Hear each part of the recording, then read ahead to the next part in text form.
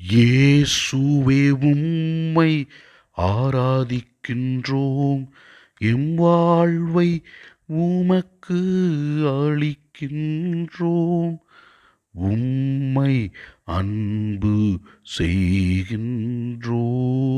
இயேசுவே ஆண்டவரே, எங்களை அளவு கடந்த அன்பினால் அழைத்து, அளவு கடந்த அன்பினால் இரக்கம் காட்டி, அளவு கடந்த அன்பினால் அற்புதங்கள் செய்து எங்களை வாழ வைத்துக் கொண்டிருக்கிறீர். நீர் எங்களை கிறிஸ்தவர்களாக வாழ அழைத்த உமது அன்பிற்காக நாங்கள் உமக்கு நன்றி கூறுகிறோம், உம்மை ஆராதிக்கின்றோம். முதல் வாசகத்திலே நாம் பார்க்கிறோம் எவ்வாறு திருச்சபையை கட்டி எழுப்ப அப்போஸ்தலர்களை ஆண்டவர் தேர்ந்தெடுத்து அவர்கள் வழியாக நற்செய்தியை பரப்பி திருச்சபையை பரப்பினார் என்பதை தெல்லம் தெளிவாக விளக்குகிறது.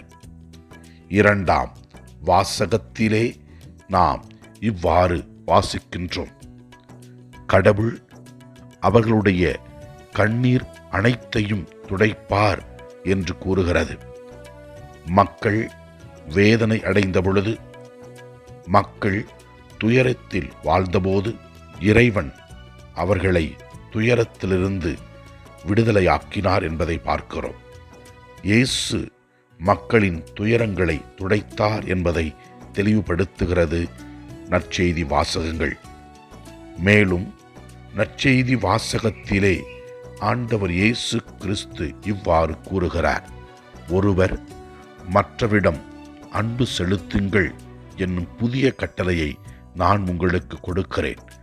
நான் உங்களிடம் அன்பு செலுத்தியது போல நீங்களும் ஒருவர் மற்றவரிடம் அன்பு செலுத்துங்கள்.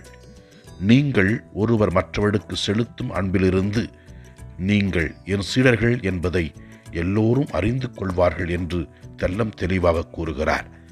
இதோ இந்த வார்த்தைகளை பின்பற்றி உண்மையான இயேசுவின் சீடர்களாக நம் சொல்லாலும் செயலாலும் நாம் அன்பு செய்வதனாலும் காண்பிப்போம். ஆண்டவரை நோக்கி ஜெபிப்போம். நம் கண்ணீரை, கவலையை அவர் நீக்குவார். ஆண்டவரே, எங்கள் ஜெபங்களை கேட்டருளும். எல்லாம் வல்ல இறைவன், தந்தை, மகன், தூய் ஆவியார் நம் ஒவ்வொருவரையும் ஆசீர்வதிப்பாராக. இயேசுவுக்கு புகழ். மரியே வாழ்க. ஆமென்.